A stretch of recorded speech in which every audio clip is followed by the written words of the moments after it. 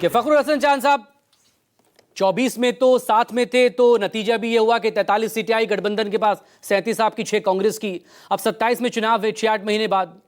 लेकिन अभी से जिस तरह से अलग अलग बयान आ रहे हैं सीटों को लेकर, चाहे वो कांग्रेस के सांसद हो या आपकी पार्टी के नेता हो, तो ये कोऑर्डिनेशन आगे और ये कॉम्बिनेशन टिक पाएगा 27 तक?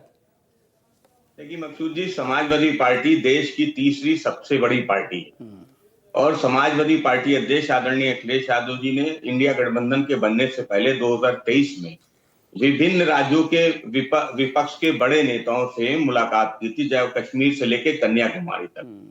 तो इस इंडिया गठबंधन से पहले गैर कांग्रेसी, गैर भाजपाई जो दलों को एक करने की बीड़ा उठाया था, वो आदरणीय अखिलेश यादव जी ने उठाया था और हम आज भी किसी का साथ नहीं छोड़ रहे। अगर आदरणीय ममता बनर्जी जी उनके चुनाव में आदरणीय अखिलेश जी चुनाव के बाद गए थे, तो बिहार में आदरणीय अखिलेश यादव जी ने प्रचार और प्रसार भी किया था। दिल्ली में समाजवादी पार्टी ने अरविंद केजरीवाल जी का समर्थन भी किया था।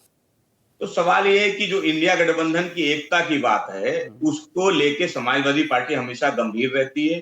सबको साथ लेके कैसे चलना है, चाहे तमिलनाडु की बात हो, अभी तमिलनाडु स्टालिन जी हमारे साथ नहीं आ रहे हैं, तो उसके भी प्रयास समाजवादी पार्टी कर रही है। तो समाजवादी पार्टी समझती कि इंडिया गठबंधन वो मजबूत है। 2027 में भी हम सब मिलके भारतीय जनता पार्टी को हराएंगे और उत्तर प्रदेश में समाजवादी पार्टी का जो संगठन है वो बहुत मजबूत है और इस बात को हमने 2024 में साबित भी किया है।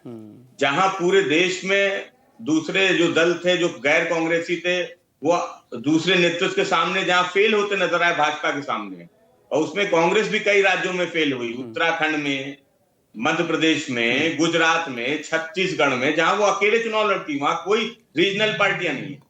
तो ऐसी परिस्थितियों में समाजवादी पार्टी थी जिसने 2024 में भारतीय जनता पार्टी को हराने का काम किया और आज अगर केंद्र में गठबंधन की सरकार है, बैसाखी की सरकार है, तो समाजवादी पार्टी के कारण।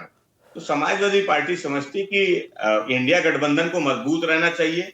जो लोग हमारी मीटिंग पे की एकता पे सवाल उठा रहे हैं, उनको भारतीय जनता पार्टी की मीटिंग के बारे में पूछना चाहिए कि एनडीए की मीटिंग 2024 के लोकसभा चुनाव के बाद कब हुई, दूसरी बात।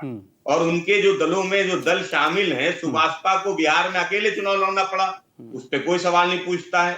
संजय निषाद वो उत्तर प्रदेश में जारी तथाकथित हाफ इनकाउंटर पे अपनी ही सरकार को घेर रहे हैं, उस पर कोई सवाल नहीं पूछता। तो इंडिया गठबंधन तो मजबूत है। जो दूसरे दल एनडीए में शामिल हैं, जो जिनके रास्ते अलग नजर आते हैं, उन पे भी सवाल होने चाहिए। और समाजवादी पार्टी समझती कि यहाँ इंडिया गठबंधन में कोई किसी के बैनर के नीचे या झंडे के नीचे नहीं है। सबकी अपने अपने राजनीतिक दल हैं, सब अपनी विचारधारा, सबको अपने मिनिमम जो कार्यक्रम है, जो अपने समझौते हैं, उसको लेके आगे चलना पड़ेगा।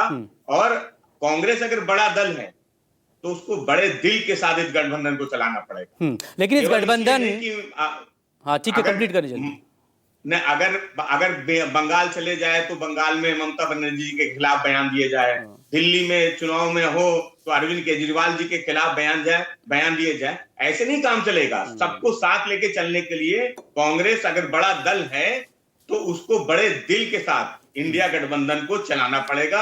तभी हम भारतीय जनता पार्टी को उस सरकार को हटा पाएंगे जिसने 2014 में जितने वादे किए थे, कोई वादा पूरा नहीं हुआ। आज पेपर लीक को लेकर अगर नौजवान सड़क पे है तो पूरा देश देख रहा है कि जनता में गुस्सा है महंगाई को लेकर। लेकिन देश ये भी देख रहा है ना कि विपक्ष कितना एकजुट है और क्या वाकई में उसे देश की जनता से जुड़े मुद्दों और जनता से सरोकार है।